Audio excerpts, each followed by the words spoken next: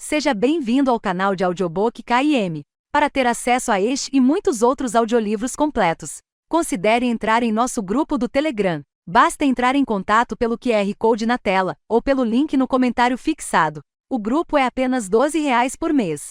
E você pode pedir qualquer audiolivro que fazemos.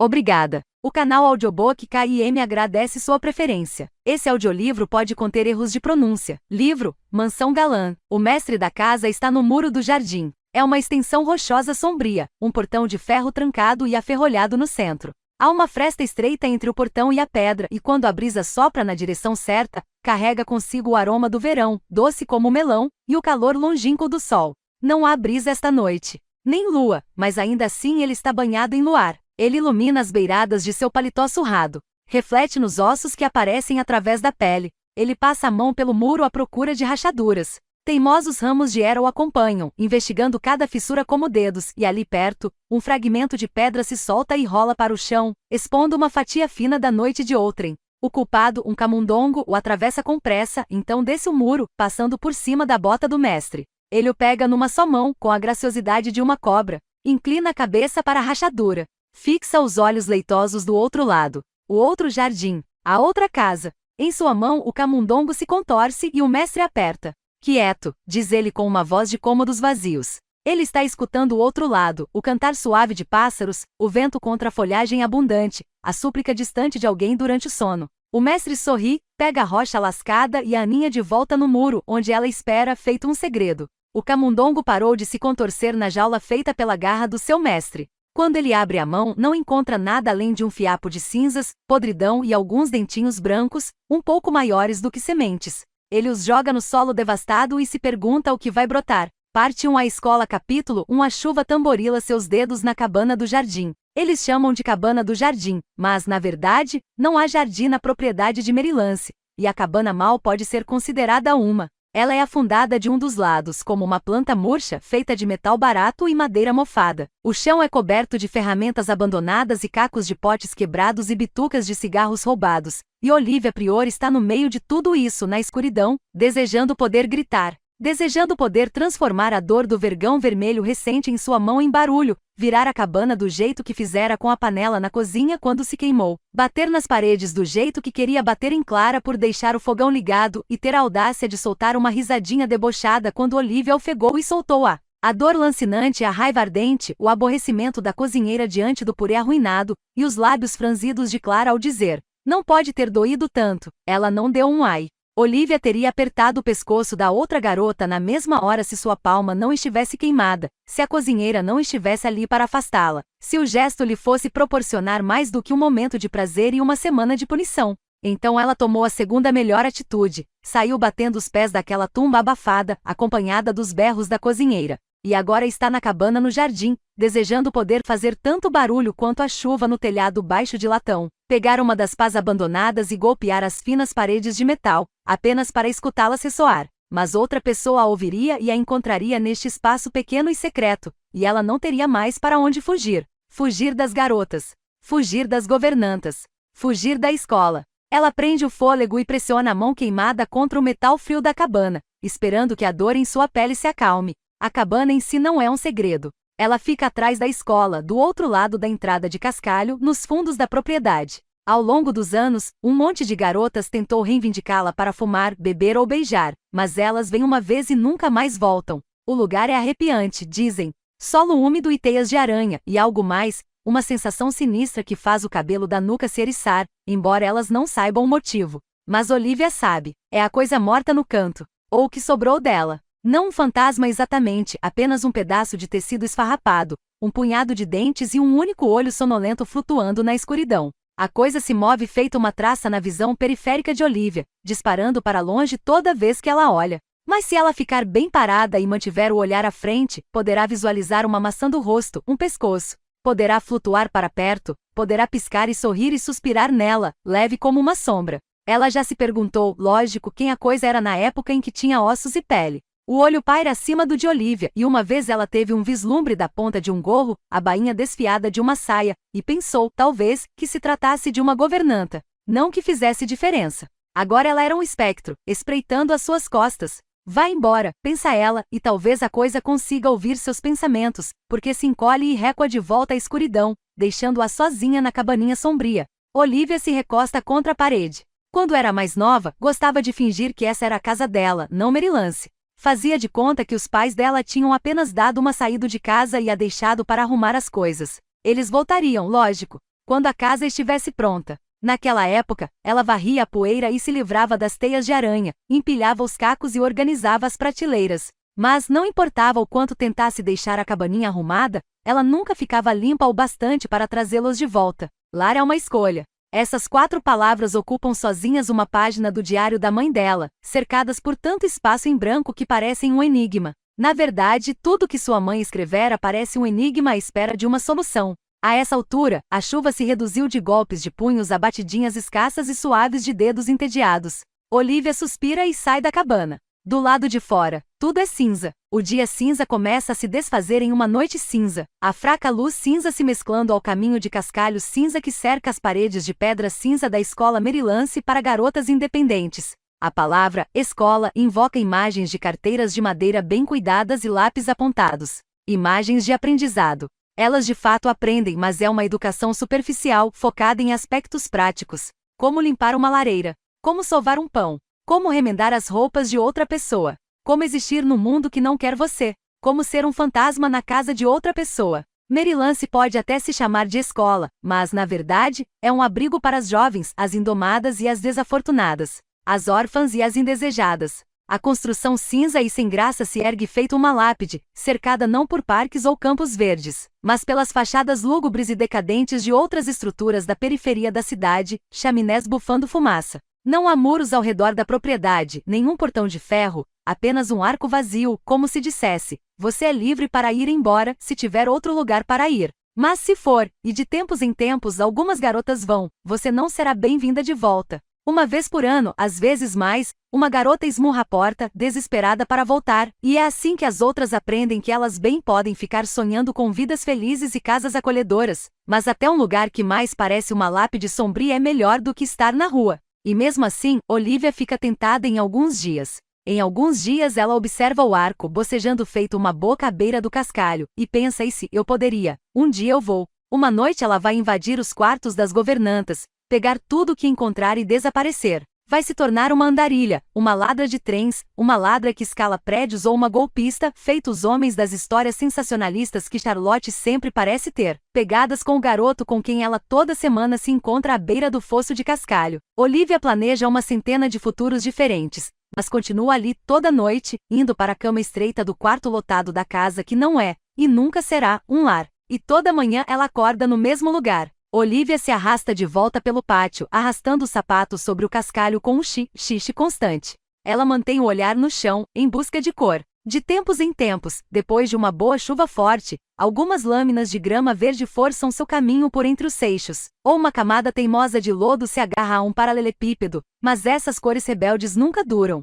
As únicas flores que ela vê ficam na sala da governanta-chefe, e mesmo essas são falsas e desbotadas, pétalas de seda que há muito se tornaram cinza por causa da poeira. Ainda assim, enquanto contorna a escola, se encaminhando para a porta lateral que deixou entreaberta, Olivia vê uma pitada de amarelo. Uma florzinha com ares de erva daninha se projetando do meio das pedras. Ela se ajoelha, sem se importar com a dor dos seixos contra os joelhos, e passa o dedão sobre a florzinha com cuidado. Está prestes a arrancá-la quando escuta passos fortes no cascalho, o familiar farfalhar e roçar de saias que sinaliza uma governanta. Elas parecem iguais, as governantas, com seus vestidos e cintos que já foram brancos. Mas não são. Tem a governanta Jessamine, com seu sorrisinho tenso, como se estivesse chupando um limão, e a governanta Beth, com seus olhos fundos e arroxeados com olheiras, e a governanta Lara com uma voz tão aguda e estridente quanto uma chaleira. Então tem a governanta Agatha. Olivia Prior. Ressoa ela sem fôlego num acesso de raiva. O que você está fazendo? Olivia ergue as mãos, por mais que saiba que é inútil. A governanta Sarah lhe ensinara a linguagem de sinais, o que foi muito bom até ela ir embora e nenhuma das outras governantas se dar ao trabalho de aprender. Agora não importa o que Olivia diz. Ninguém sabe escutar. Agatha encara enquanto ela sinaliza planejando minha fuga, mas ainda está no meio da frase quando a governanta sacode as mãos com impaciência. Cadê o seu quadro de giz? Pergunta ela falando alto e devagar como se Olivia tivesse deficiência auditiva. Ela não tem. Quanto ao quadro de giz, está pendurado atrás de uma fileira de potes de geleia no porão desde que foi outorgado a ela, juntamente a uma cordinha para ser pendurada ao redor de seu pescoço. Então, cobra a governanta. Olivia balança a cabeça e escolhe o sinal mais simples para a chuva, repetindo o gesto várias vezes para que a governanta tenha a oportunidade de ver, mas Agatha só faz TSC, a segura pelo pulso e a arrasta de volta para dentro. Você deveria estar na cozinha, diz a governanta, levando Olivia pelo corredor. Agora está na hora do jantar, que você não ajudou a fazer. Ainda assim, por algum milagre, pensa Olivia, ao julgar pelo aroma que flutua na direção delas, ele ficou pronto. Elas chegam ao refeitório, tomado por vozes femininas, mas a governanta empurra adiante, passando direto pelas portas. Quem não dá, não partilha, diz ela, como se fosse um lema de Merylance e não uma frase que ela acabou de inventar. A governanta assente brevemente, satisfeita consigo mesma, e Olivia a imagina bordando as palavras numa almofada. Elas chegam ao dormitório, onde há 24 prateleirinhas ao lado de 24 camas, finas e brancas feito fósforos, todas vazias. Para a cama, diz a governanta sem nem mesmo ter escurecido por completo ainda. Talvez, acrescenta, você possa usar esse tempo para refletir sobre o significado de ser uma garota de Merylance. Olivia preferiria comer vidro, mas apenas assente e tenta ao máximo parecer contrita. Ela até faz uma reverência, baixando bem a cabeça, mas é só para que a governanta não consiga ver a curva em seus lábios, o sorrisinho desafiador. Deixe que essa bruxa velha pense que ela está arrependida. As pessoas tiram muitas conclusões sobre Olivia. A maioria está errada. A governanta sai arrastando os pés, nitidamente não querendo perder o jantar, e Olivia entra no dormitório. Ela se demora no pé da primeira cama, ouvindo o farfalhar da saia se afastar. Assim que Agatha vai embora, ela sai novamente, se esgueirando pelo corredor e virando no canto para os aposentos das governantas. Cada governanta tem seu próprio quarto. As portas estão trancadas, mas as fechaduras são velhas e simples. O serrilhado das chaves não passa de meras pontas. Olivia tira um pedaço de arame resistente do bolso, lembrando-se do formato da chave de Agatha, cujo serrilhado forma um E maiúsculo. Dá um pouco de trabalho, mas então a tranca estala e a porta se abre para um quartinho organizado lotado de almofadas bordadas com pequenos mantras. Aqui, pela graça de Deus. Um lugar para tudo, e tudo em seu lugar. Uma casa organizada é uma mente em paz. Olivia passa os dedos pelas palavras ao dar a volta na cama. Há um espelhinho no parapeito da janela, e ao passar por ali, ela se assusta com o vislumbre de um cabelo preto como carvão e uma bochecha abatida. Mas é apenas seu próprio reflexo. Pálido. Sem cor. O fantasma de Merylance. É assim que as outras garotas a chamam. Ainda assim, suas vozes carregam uma hesitação satisfatória, um toque de medo. Olivia se olha no espelho. E sorri. Ela se ajoelha diante do armário de madeira cinza ao lado da cama de Agatha. As governantas têm seus vícios. Lara tem cigarros, Jessamine tem pastilhas de limão e Betty tem histórias sensacionalistas. E Agatha? Bem, ela tem vários. Uma garrafa de conhaque se agita na gaveta de cima e embaixo dela, Olivia encontra uma lata de biscoitos com cobertura de açúcar, um saco de papel cheio de tangerinas, cintilantes como pores do sol. Ela pega 3 dos biscoitos açucarados e uma fruta, e se retira silenciosamente para o dormitório vazio a fim de aproveitar seu jantar. Capítulo 2. Olivia estende o piquenique sobre a própria cama estreita. Ela come os biscoitos depressa, mas saboreia a tangerina, descascando-a numa única espiral, a casca solar se soltando para exibir os gomos. O quarto inteiro vai cheirar a fruta cítrica roubada, mas ela não liga. Tem gosto de primavera, como pés descalços engramados, como um lugar quente e verde. A cama dela fica no final do quarto, então Olivia consegue se sentar apoiada na parede enquanto come, o que é bom, porque significa que pode ficar de olho na porta, e na coisa morta sentada na cama de Clara. Esse espectro é diferente, menor do que o outro. Tem cotovelos e joelhos ossudos, um olho que não pisca e uma das mãos que puxa uma trança desarrumada enquanto observa Olivia comer.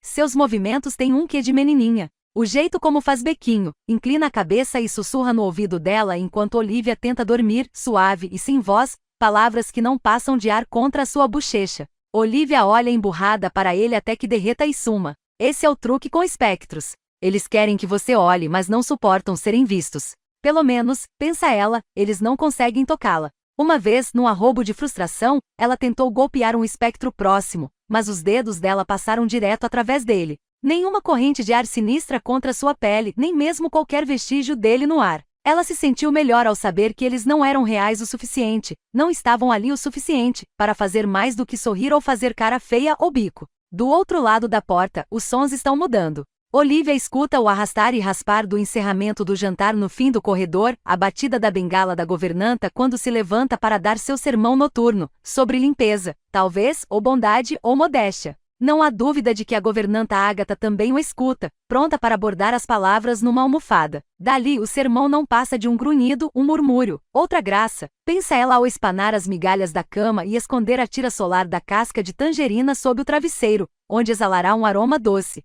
Ela estende a mão para as bugigangas na prateleira dela. Todas as camas têm uma prateleira, por mais que o conteúdo mude. Algumas garotas têm uma boneca, repassadas por caridade ou costuradas por elas próprias. Algumas têm um livro que gostam de ler, ou um bastidor de bordado. A maior parte da prateleira de Olivia é ocupada por blocos de desenho e um pote com lápis, desgastados pelo uso, mas apontados. Ela é uma artista talentosa, e por mais que as governantas de Merylance não incentivem esse fato, elas também não o negligenciam. Mas esta noite, os dedos dela passam direto pelos blocos de desenho em direção ao diário verde na ponta. O diário da sua mãe. A mãe dela, que sempre foi um mistério, um espaço vazio, uma silhueta de contornos sólidos apenas o suficiente para demarcar a ausência. Olivia ergue o diário delicadamente passando a mão pela capa, amaciada pelo desgaste do tempo, o mais próximo que ela tem de uma lembrança de vida antes de Merylance. Olivia chegará à tumba cinza e soturna com menos de 2 anos, com marcas de sujeira e um vestidinho estampado de flores minúsculas.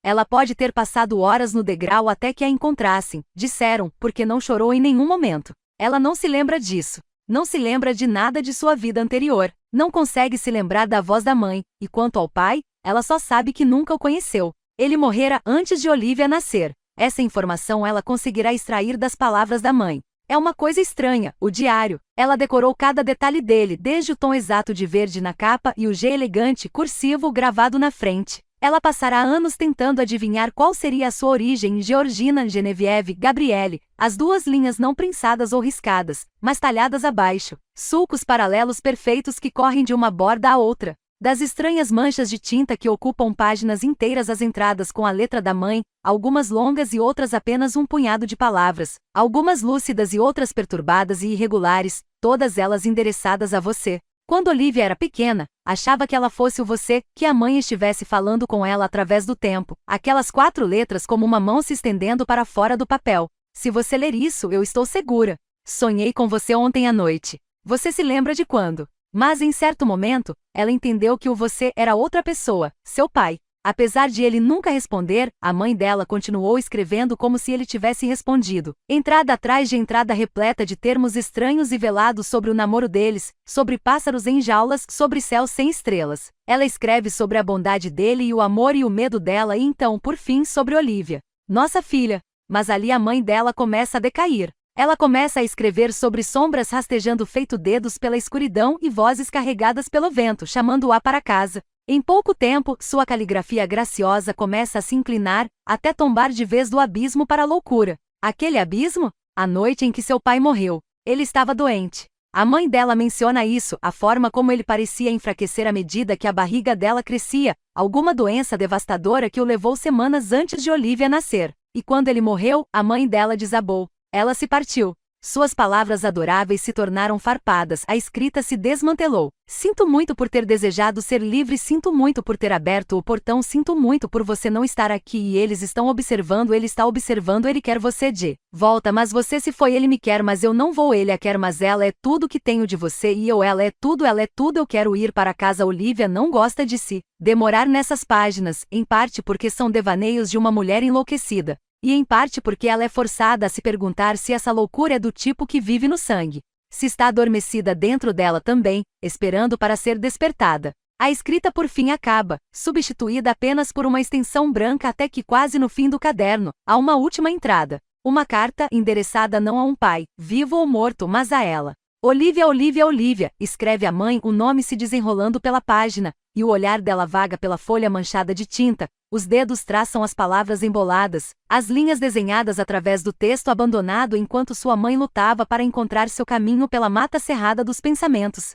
Algo pisca na visão periférica de Olivia. O espectro, agora mais perto, espia timidamente por cima do travesseiro de Clara. Ele inclina a cabeça, como se escutando, e Olivia faz o mesmo. Ela as escuta se aproximando. Fecha o diário. Segundos depois, as portas se abrem e as garotas entram em bando. Elas chiureiam e trinam ao se espalharem pelo quarto. As mais novas olham de relance na direção de Olivia e sussurram, mas assim que ela retribui o olhar, elas se esgueiram feito insetos para a segurança de seus lençóis. As mais velhas simplesmente não a enxergam. Fingem que ela não está ali, mas ela sabe a verdade. Elas sentem medo. Ela se certificou disso. Olivia tinha 10 anos quando mostrou os dentes. Tinha 10 anos e andava pelo corredor quando ouviu as palavras da mãe na boca de outra pessoa. Esses sonhos serão a minha ruína, dizia a voz. Quando estou sonhando sei que preciso acordar, mas quando acordo só consigo pensar em sonhar. Ela chegou ao dormitório e encontrou Annabelle, de cabelo platinado, sentada com as costas eretas na cama, lendo a entrada para um grupo de meninas com risadinhas debochadas.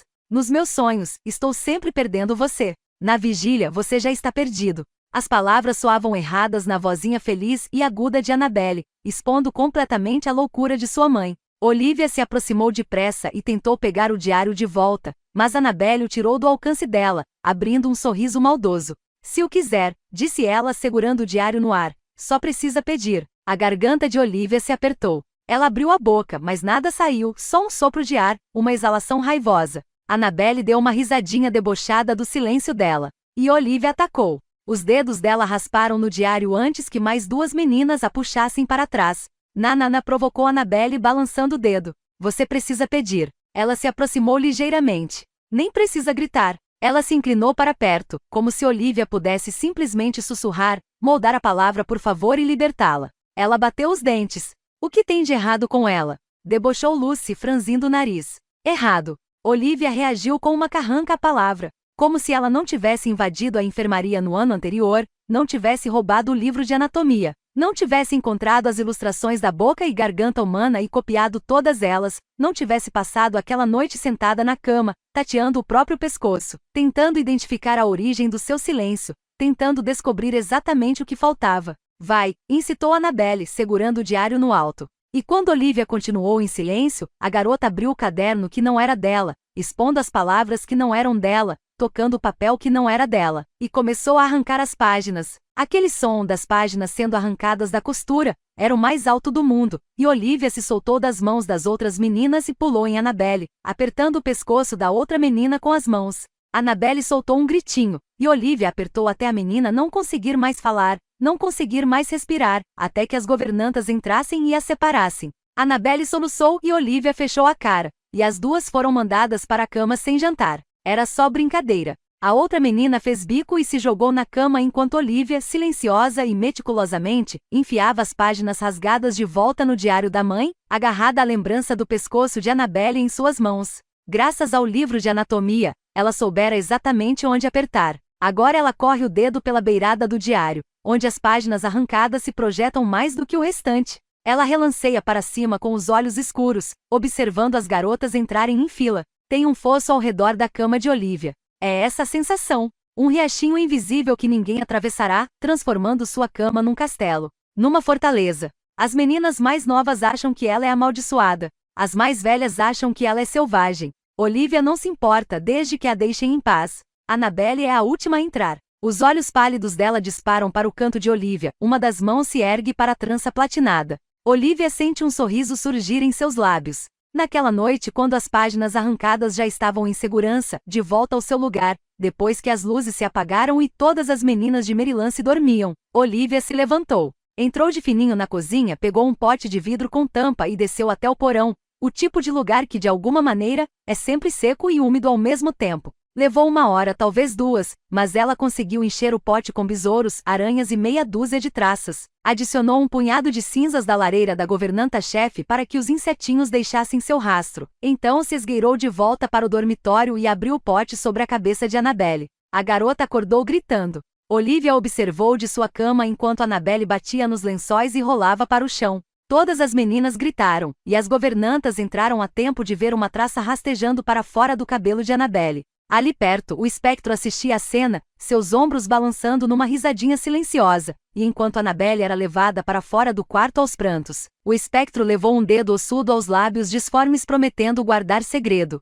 Mas Olivia não queria que fosse segredo. Ela queria que Annabelle soubesse exatamente quem fizera aquilo. Queria que ela soubesse quem a fizera gritar. Na hora do café da manhã, Annabelle chegou com o cabelo curto. Ela olhou direto para Olivia, e Olivia encarou-a de volta. Vai, pensou ela, mantendo o contato visual. Diz alguma coisa. Annabelle não disse, mas nunca mais tocou no diário. Já fazia anos e o cabelo platinado de Annabelle crescerá havia muito tempo, mas ela ainda tocava a trança toda vez que via Olivia, do mesmo jeito que as meninas são orientadas a fazer o sinal da cruz ou a ajoelhar na missa. Toda vez, Olivia sorria. Para a cama, diz uma governanta, não importa qual. E logo as luzes são apagadas e o quarto se aquieta. Olivia entra embaixo da coberta áspera, curva as costas contra a parede, abraça o diário no peito e fecha os olhos para o espectro e as garotas e um mundo de Merylance. Olivia, Olivia, Olivia, venho sussurrando o nome em seu cabelo para que você se lembre. Será que você vai lembrar? Não sei, não consigo. Dizem que há amor na renúncia, mas eu só sinto perda. Meu coração é de cinzas e você sabia que as cinzas mantêm seu formato até que a toquem. Eu não quero deixá-la, mas não confio mais em mim mesma. Não há tempo, não há tempo, não há tempo.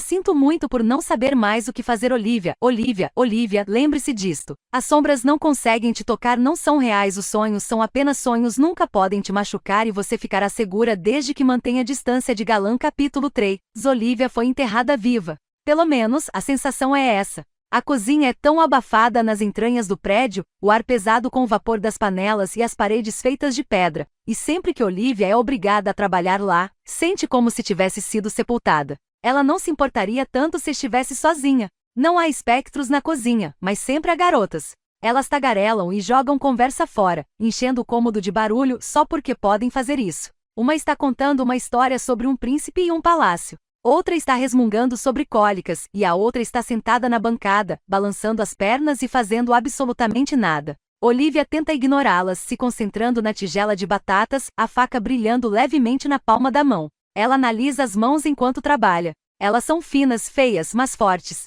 Mãos que sabem falar, embora poucos na escola se deem ao trabalho de ouvir, mãos que sabem escrever e desenhar e costurar uma linha perfeita. Mãos que sabem separar pele de carne sem um deslize. É verdade que há uma pequena cicatriz entre o indicador e o dedão, mas surgir havia muito tempo e fora provocada por ela mesma. Ela já ouvirá as outras meninas gritarem ao se machucarem. Um berro estridente, um longo uivo. Nossa, quando Lucy tentou pular entre as camas um dia, errou a mira e quebrou o pé, ela se esgoelou. E Olivia se perguntou distraidamente se a voz dela ficava do outro lado de algum limiar, se poderia ser convocada pela dor. A faca estava afiada. O corte foi profundo. O sangue jorrou e se derramou na bancada. O berro do ardor subiu pelo seu braço e passou por seus pulmões, mas apenas um arquejo curto e forte escapou de sua garganta, mais vazio do que som. Clara soltou um gritinho quando viu o sangue, um som agudo e enojado, e Amélia chamou as governantas, que presumiram que se tratara de um acidente lógico. Coisinha desastrada, resmungavam elas com muxoxos, enquanto as outras garotas cochichavam. Parecia que todo mundo era tão cheio de som, menos Olivia. Ela que queria gritar não de dor, mas de pura fúria, exasperada por haver tanto som dentro dela e ela não conseguir externá-lo. Em vez disso, ela chutara uma pilha de panelas só para ouvi-las ressoar. Ao longo da cozinha, as garotas começaram a falar de amor. Elas sussurram como se fosse um segredo ou um doce roubado, surrupiado e escondido sob suas bochechas.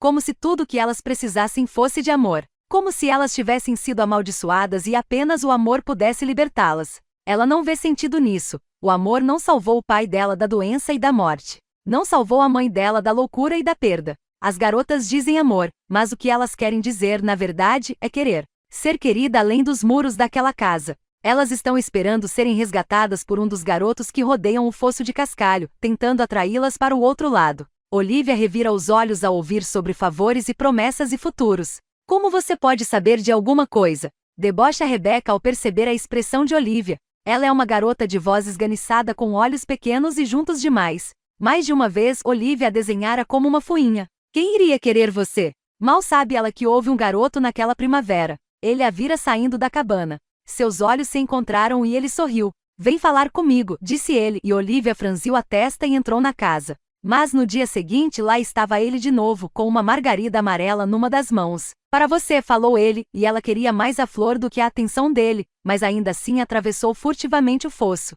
De perto, o cabelo dele brilhava feito cobre no sol. De perto, ele cheirava a foligem. De perto, ela notou os cílios dele, os lábios dele, com a distância de uma artista estudando seu modelo. Quando ele a beijou, ela esperou sentir o que fosse que sua mãe sentirá por seu pai no dia em que se conheceram, a faísca que acendeu a fogueira que incendiou, destruindo o mundo inteiro deles. Mas ela só sentiu a mão dele na cintura dela, a boca dele na dela. Uma tristeza vazia. Você não quer? Perguntara ele ao roçar a mão nas costelas dela. Olivia queria sentir o que as outras garotas sentiam. Mas não sentiu. Ainda assim, Olivia é cheia de querer. Ela quer uma cama que não ranja. Um quarto sem Annabelles ou governantas ou espectros. Uma janela e uma vista para o verde e ar sem gosto de fuligem e um pai que não morra e uma mãe que não vá embora e um futuro além dos muros de Merylance. Ela quer todas essas coisas, mas está ali há tempo suficiente para saber que não importa o que você quer. A única maneira de sair dali é ser querida por outra pessoa. Ela sabe e mesmo assim o afastou. E quando viu o garoto de novo, no limite do pátio, ele se inclinava para outra garota, uma menina delicada e bonita chamada Mary, que dava risadinhas e sussurrava no ouvido dele. Olivia esperou pela onda quente de inveja, mas sentiu apenas um alívio indiferente. Ela termina de descascar uma batata e estuda a pequena faca. Ela equilibra no dorso da mão antes de virá-la cuidadosamente no ar e agarrar o punhal. Então sorri para si mesma. Aberração, murmura Rebecca. Olivia ergue o olhar, a encara e balança a faca como se fosse um dedo. Rebecca faz uma carranca e volta a atenção para as outras garotas, como se Olivia fosse um espectro, algo a ser ignorado. Ao menos elas param de falar sobre garotos. Agora passam para os sonhos. Eu estava à beira-mar. Você nunca esteve no mar? E daí? Olivia pega outra batata, desliza a faca por baixo da casca grudenta de amido. Ela está quase acabando, mas trabalha mais devagar para ouvi-las tagarelar. Então como sabe que estava na beira do mar e não de um lago? Havia gaivotas.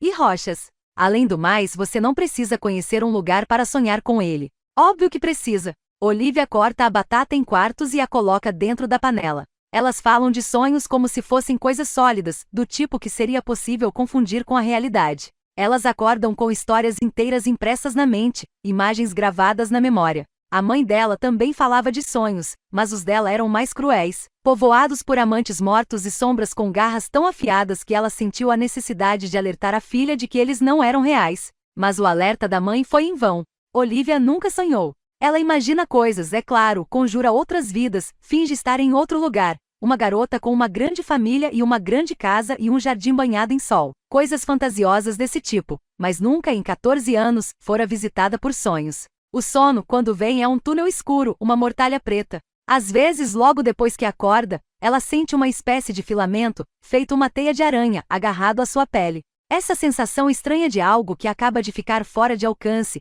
uma imagem boiando na superfície antes de se afastar em ondas. Então não sobra mais nada. Olivia. O nome dela corta o ar. Ela se retrai, tensionando os dedos na faca, mas é apenas a governanta de rosto fino, Jessamine, esperando na porta, com os lábios franzidos como se tivesse um limão na língua. Ela curva o dedo, e Olivia deixa sua estação. Cabeças se viram.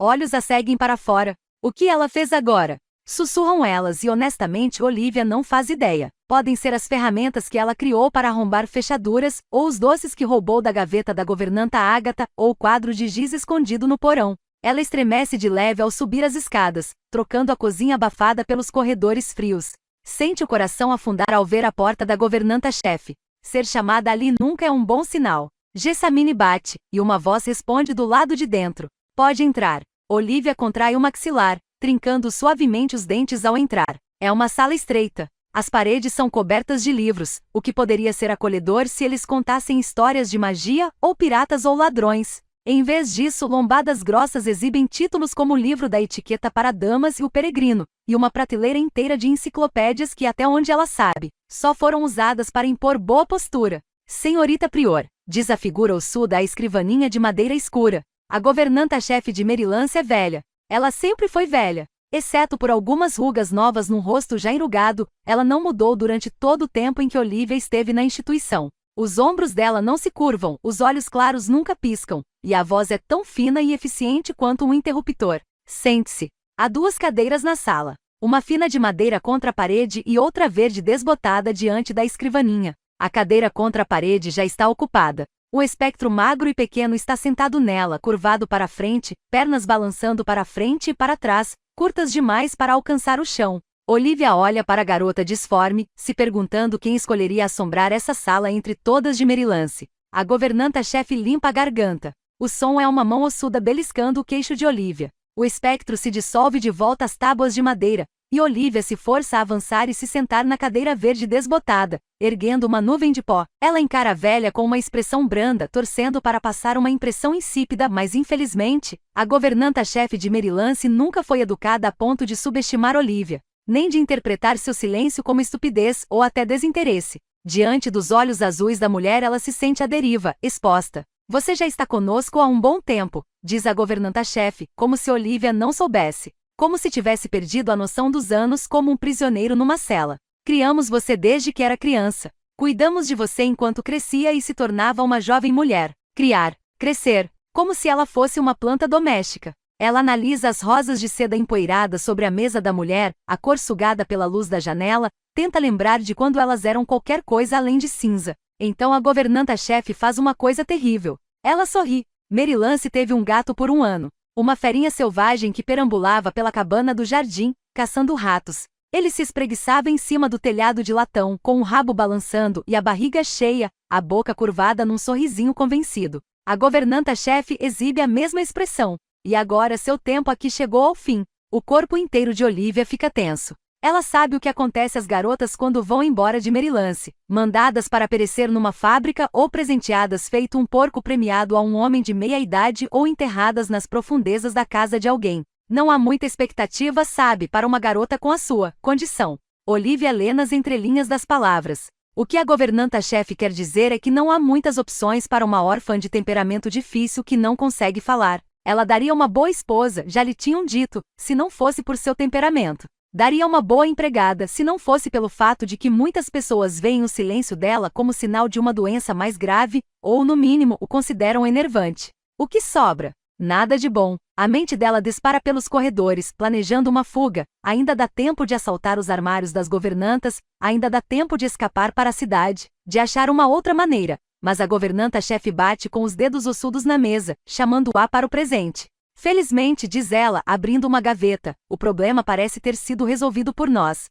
Com isso, ela exibe o envelope. E mesmo antes de pegá-lo, Olivia consegue ver que está endereçado a ela. O nome dela se curva pelo envelope numa letra cursiva peculiar, inclinada como a chuva. Olivia Prior. O topo do envelope foi aberto com um rasgo, o conteúdo removido e devolvido, e ela sente uma breve faísca de indignação diante da invasão. Mas a irritação é rapidamente substituída pela curiosidade quando a governanta-chefe lhe entrega o envelope e Olivia extrai a carta, escrita na mesma letra estranha. Minha queridíssima sobrinha, começa. Confesso não saber exatamente onde você está. Mandei essas cartas para todos os cantos do país. Que seja esta a encontrá-la. Eis o que sei. Quando você nasceu, sua mãe não estava bem. Ela pegou você e fugiu de nós, perseguida por ilusões de perigo. Temo que esteja morta e só posso torcer para que você ainda viva. Deve pensar que foi abandonada, mas não é o caso. Nunca foi. Você é querida. Você é necessária. Seu lugar é conosco. Venha para casa, querida sobrinha.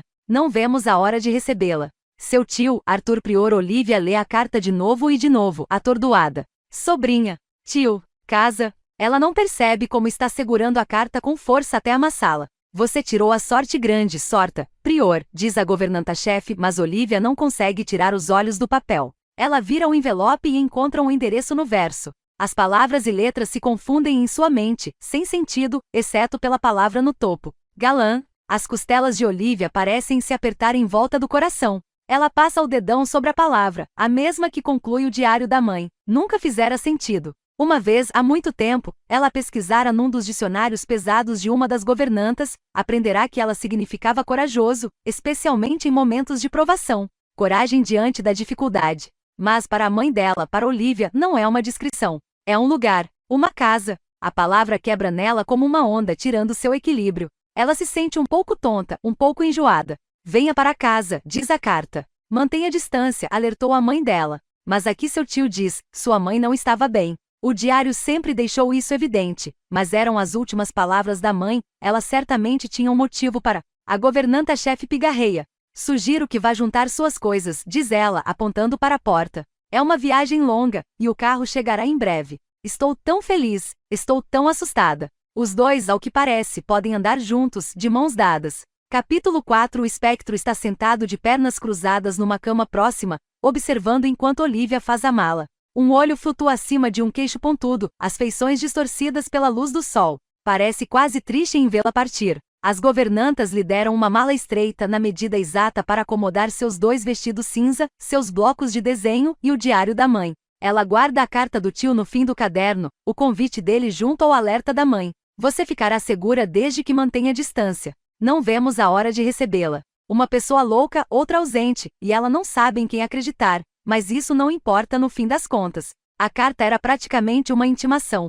E talvez ela devesse sentir medo do desconhecido, mas a curiosidade se agita dentro do seu peito. Ela está indo embora. Ela tem para onde ir. Um lar. Lar é uma escolha, escreveu sua mãe, e mesmo que ela não tenha escolhido o galã, talvez Olivia a escolha. Afinal, você pode escolher uma coisa depois de ter sido escolhida por ela. E mesmo que acabe não sendo um lar, ao menos é uma casa ocupada por uma família. Um carro preto espera no fosso de cascalho. Ela já viu esses carros virem a Merylance, convocados pela governanta-chefe quando chega a hora de uma garota ir embora. Um presente de despedida, uma carona só de ida. A porta está aberta como uma boca esperando para engoli-la, e o medo deixa sua pele formigando enquanto ela diz a si mesma, qualquer lugar é melhor do que aqui. As governantas esperam nos degraus feitos sentinelas. As outras garotas não vêm se despedir, mas as portas estão abertas, e ela tem um vislumbre da trança platinada de Annabelle balançando no corredor. Até nunca mais, pensa ela, entrando na barriga da fera.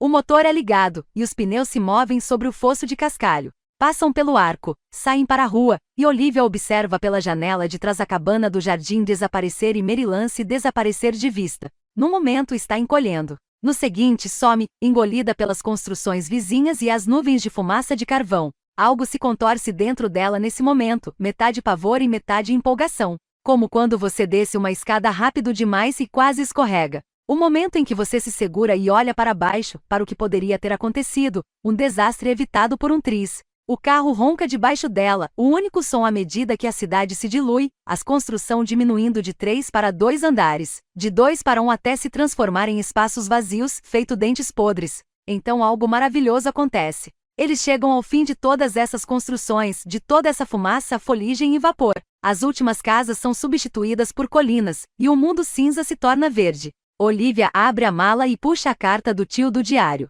Minha queridíssima sobrinha, escreveu ele, e ela se agarra à promessa dessas palavras. Ela relê a carta, absorvida pela tinta, vasculhando as palavras e o espaço entre elas em busca de respostas sem encontrar nenhuma. O papel exala algo como um sopro. Ela leva a carta ao nariz. É verão, mas ainda assim o pergaminho tem cheiro de outono, frágil e seco, aquela estação curta quando a natureza murcha e morre. Quando as janelas são fechadas e as chaminés exalam fumaça e o inverno aguarda como uma promessa quase palpável. Do lado de fora, o sol aparece, e ela olha para cima e vê campos se estendendo de ambos os lados, flores, trigo e grama alta balançando levemente na brisa. Olivia quer sair do carro, abandoná-lo, se jogar na grama e abrir os braços como as garotas fizeram quando nevou no ano passado. Embora houvesse menos de 3 centímetros de neve e elas sentissem o cascalho a cada movimento. Mas ela não sai do carro, e o motorista continua avançando pela área rural. Ela não sabe quão longe está indo. Ninguém lhe disse, nem a governanta-chefe antes de sua partida, nem o condutor sentado na frente, tamborilando no volante com os dedos.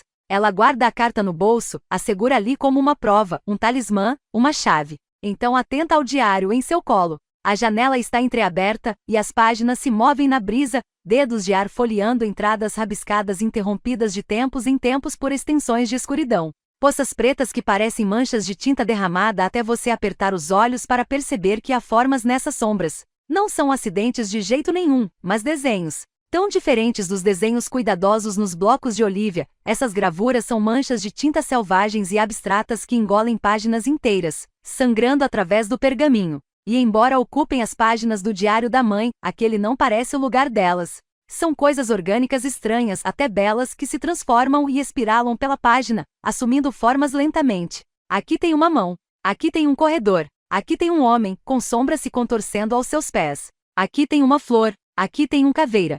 Aqui tem uma porta aberta para o quê? Ou quem? Ou onde? Por mais belas que sejam, Olivia não gosta de olhar essas imagens. Elas a perturbam, rastejando por sua visão feito traças no chão do porão. A maneira como elas quase se tornam uma unidade e se desmancham de novo, feito espectro sob seu escrutínio, faz seus olhos embaçarem e sua cabeça doer. A brisa sopra com mais força, levantando as páginas soltas e ela fecha o diário, se forçando a olhar para os campos ensolarados que passam em ondas do outro lado da janela. Você não é muito de falar, né? diz o motorista. Ele tem um sotaque pesado, como se sua boca estivesse cheia de seixos que ele tenta não engolir. Olivia nega com a cabeça, mas é como se um selo tivesse sido rompido nesse momento, e o motorista continua a falar de uma maneira distraída, sinuosa, sobre crianças e cabras e o clima. As pessoas tendem a falar com Olivia, ou melhor, para Olivia, alguns desconfortáveis com o silêncio, outros a tratando como um convite.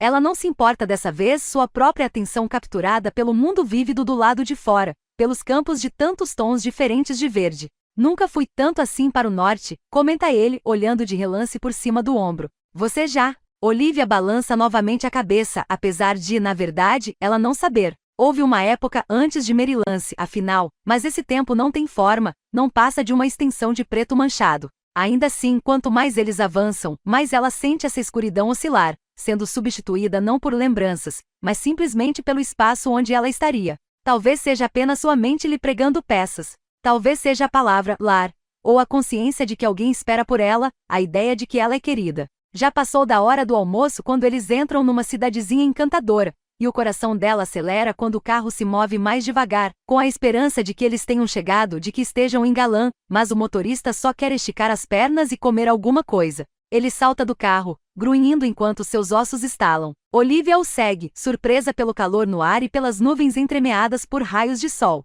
Ele compra 2 tortas de carne numa loja e lhe entrega uma. Ela não tem dinheiro, mas o estômago dela ronca alto a ponto de o motorista ouvir, e ele pressiona a crosta quente contra a palma da mão dela. Olivia sinaliza um obrigada, mas ou ele não vê ou não entende. Olivia olha ao redor, imaginando se ainda falta muito, e a pergunta deve estar estampada em seu rosto, porque ele diz, ainda falta um pouco. Ele dá uma mordida na torta de carne e aponta com a cabeça para as colinas distantes, que parecem mais altas e selvagens do que o terreno pelo qual já passaram. Imagino que chegaremos lá antes de escurecer. Eles terminam de comer, limpam as mãos gordurosas no guardanapo, e o motor é religado. Olivia se acomoda no banco, aquecida e alimentada, e em pouco tempo o mundo não passa dos roncos do carro e dos pneus na estrada e dos comentários pontuais do motorista. Ela não tem a intenção de dormir, mas quando acorda, a luz está fraca, as sombras, longas, e o céu, manchado de rosa e dourado do crepúsculo. Até o solo mudou sob o carro, de uma estrada de fato para uma rua de terra batida. As colinas foram substituídas por montanhas rochosas, formas rugosas distantes que se erguem de ambos os lados feito ondas, e os muros sombrios de Merylance com o céu manchado de fuligem parecem estar a mundos de distância. Não falta muito agora, diz o motorista enquanto eles seguem pela estrada sinuosa, pelo meio de copas de árvores antigas, por cima de pontes estreitas e ao redor de uma curva rochosa. O portão aparece do nada. 2 pilares de pedra com uma palavra arqueada em ferro acima. Galã, o coração dela começa a disparar quando o carro avança lentamente pela entrada. Uma silhueta se ergue à distância, e o motorista solta um assobio baixo. Você é sortuda, hein? Diz ele, porque Galã não é simplesmente uma casa. É uma propriedade, uma mansão 2 vezes maior do que Merylance, além de muito mais grandiosa. Tem um telhado pontudo como claras em neve, janelas entalhadas e paredes de pedra clara que absorvem o pôr do sol da mesma forma que uma tela absorve tinta. Alas se estendem para ambos os lados, e árvores antigas e majestosas se postam nas pontas, seus galhos longos e amplos, e por entre seus troncos, ela consegue até ver um jardim. Sebes, rosas e flores selvagens espreitam por trás da casa. Olivia está boquiaberta.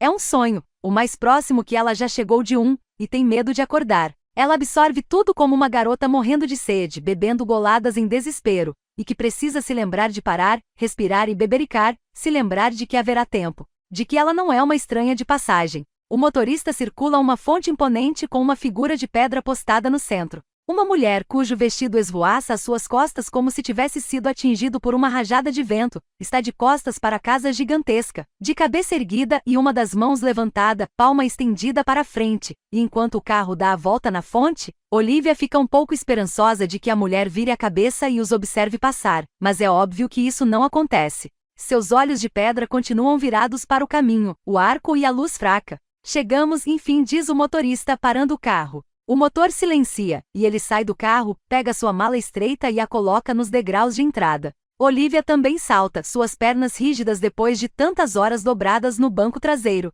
Ele faz uma mesura breve, murmura um suave seja bem-vinda ao lar, e volta para trás do volante no carro. O motor volta à vida com um estrondo. Então ele vai embora, e Olivia está sozinha. Ela gira lentamente, esmagando o cascalho com os sapatos. O mesmo cascalho claro que pavimentava o fosso em Merilance, que sussurrava xi a cada passo deslizante, e por um segundo, o mundo dela cambaleia e Olivia olha para cima, esperando encontrar a fachada de lápide da escola, a cabana do jardim e uma governanta esperando de braços cruzados, para arrastá-la de volta para dentro. Mas não há Merilance nem governanta, apenas galã. Olivia se aproxima da fonte, seus dedos ansiosos para tocar na mulher. Mas de perto, o poço aos seus pés está inerte, estático, com as bordas esverdeadas. De perto, há algo de ameaçador na curva do queixo da mulher, sua mão erguida como um alerta e não como um gesto de boas-vindas. Um comando. Pare. Ela estremece. Está escurecendo depressa demais, o crepúsculo vai se tornando noite, e sopra uma brisa fria, roubando o que sobrara do calor de verão.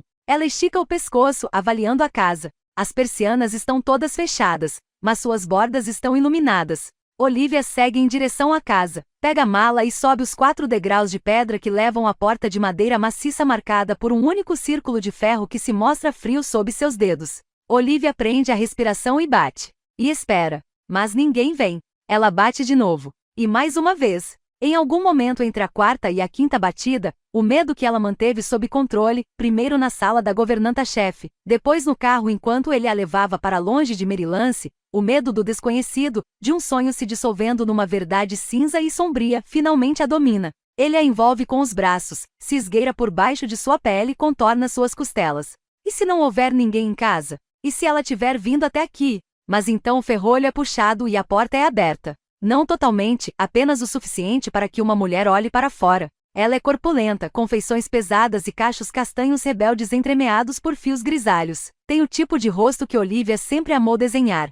Todas as emoções expostas na pele, aberto, expressivo. E nesse momento todas as linhas e rugas se franzem numa careta de desaprovação. Pelo amor de Deus, o que? Ela se interrompe ao ver Olivia, então olha para trás dela em direção à entrada vazia e de volta para ela. Quem é você? O coração de Olivia afunda um pouquinho. Lógico que eles não a reconheceriam, não de vista. A mulher a avalia como se ela fosse um gato de rua que foi parar na porta dela por acidente. E Olivia se dá conta de que ela está esperando que ela fale. Que se explique. Ela pega a carta no bolso ao mesmo tempo que a voz de um homem ressoa no corredor. Hannah, quem é? Pergunta, e Olivia olha para trás da mulher, torcendo para ver o tio. Mas quando a porta se abre mais, ela olha rapidamente e sabe que não é ele. A pele do homem é vários tons mais escura do que a dela, o rosto dele é fino demais, sua postura arqueada pela idade. Não sei, Edgar, diz a mulher. Hannah. Parece ser uma garota. Que estranho. A porta se abre mais e quando a luz banha o rosto de Olivia, a mulher arregala os olhos. Não, diz ela suavemente, uma resposta a uma pergunta não dita. Então, como você chegou aqui? Olivia oferece a carta do tio. O olhar da mulher dispara para o envelope, então para o seu conteúdo. E mesmo na luz fraca do saguão, ela consegue ver o rosto da mulher perder toda a cor. Eu não entendo. Ela vira o papel procurando por mais. O que foi? Insiste Edgar, mas Hannah apenas balança a cabeça, voltando o olhar para Olivia, e embora ela sempre tenha sido boa em ler expressões, não consegue entender o que vê. Confusão, preocupação, e mais alguma coisa. A mulher abre a boca, uma pergunta quase se formando em seus lábios, mas então ela estreita os olhos, não para Olivia, mas para o pátio às suas costas. É melhor você entrar, diz ela. Sair da escuridão. Olivia olha para trás. O sol terminou de se pôr, a noite se intensificando ao redor deles. Ela não tem medo do escuro, nunca teve, mas o homem e a mulher parecem intimidados por ele. Hannah abre bem a porta, revelando um saguão bem iluminado, uma escadaria gigantesca, uma casa labiríntica. Vem logo, apressa ela. Está longe de ser as boas-vindas que Olivia esperava, mas ela pega sua mala e entra na casa, e a porta se fecha às suas costas, bloqueando a noite. O mestre da casa não está sozinho. Ele tem 3 sombras, uma baixa, uma fina, uma larga, e elas observam enquanto ele se ergue da cadeira, ficando para trás como as sombras fazem. Há um espaço entre a segunda e a terceira, e um observador atento poderia adivinhar que um dia, talvez, tenham existido 4. Talvez, mas agora são apenas 3, e elas seguem seu mestre enquanto ele avança pela casa que está e não está vazia. Há coisas mortas observando nos cantos.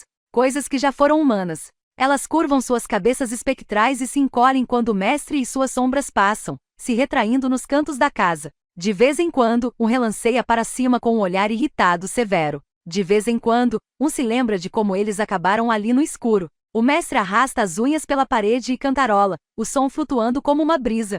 Há outros sons. O vento do lado de fora sussurra por entre as cortinas esfarrapadas, e um pedaço de gesso se quebra e se solta, e o lugar inteiro parece grunhir e inclinar e afundar.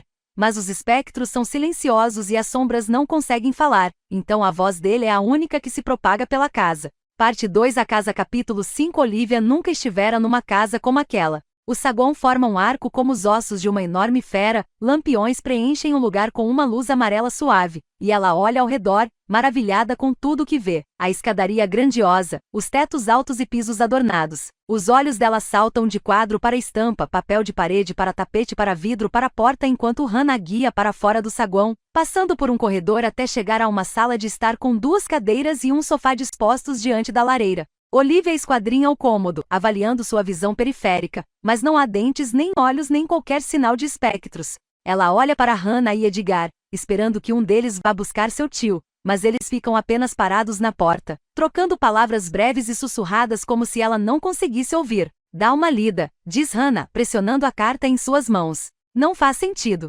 Arthur sequer sabia, ele teria dito alguma coisa. Edgar franze o rosto. Ela é a cara da Grace. A dor na maneira como Hannah diz o nome, e naquele momento ela sabe, que a origem do G na capa do diário da sua mãe, aquele quase inteiramente gasto pelos dedos de Olivia, não é Georgina, ou Genevieve, ou Gabrielle, mas Grace. Ela é invadida por uma onda de alívio. Eles conhecem a sua mãe. Talvez saibam o que aconteceu com ela. Olivia, diz Edgar, como se testando o nome. De onde você veio? Ela gesticula para o envelope, para o endereço rabiscado na frente.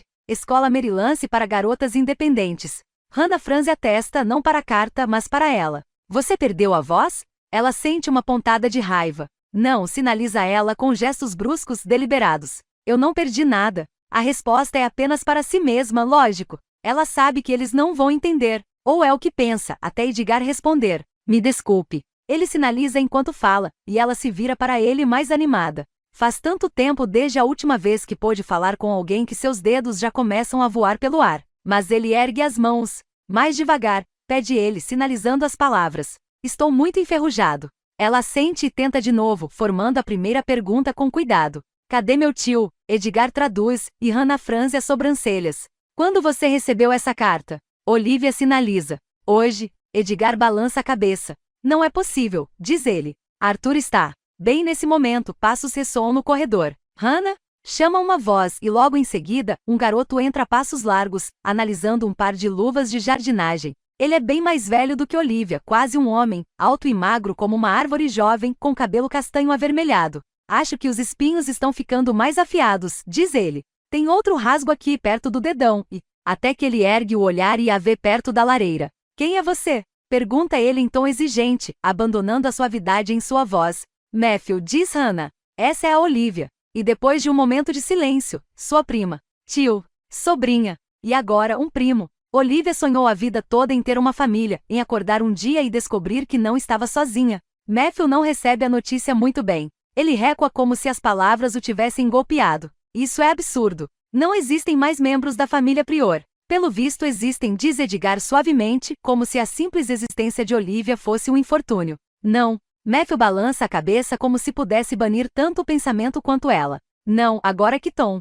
Eu sou o último. Ela é da Grace, explica Hannah, e a ideia se embrenha em Olivia, a ideia de que ela poderia ser de alguém, mesmo que esse alguém não esteja mais ali. Mas a linhagem rosna Matthew. Meu pai disse. Você sabia? Não, evidente que não, diz Hannah, mas palavras faladas são desastradas, e Olivia percebe a falha em sua voz, o tom mais agudo. Ela está mentindo. Mas Matthew não repara. Ele não está escutando. Deve haver algum erro, diz ele. O que ela disse a vocês? Eu estou bem aqui, pensa Olivia. As mãos dela formam as palavras, mas ele a está tratando como um espectro, algo que ele pode simplesmente ignorar. Ela então pega o objeto frágil mais próximo, um vaso, e o empurra da cornija. Ele aterrissa com um barulho eficaz, se estilhaçando no chão de madeira, alto bastante para interromper o falatório de Matthew. Ele se volta contra ela. Você? Quem é você de verdade? Por que veio para cá? Ela não consegue falar, diz Edgar. Mas ela foi convidada, responde Hannah, erguendo a carta.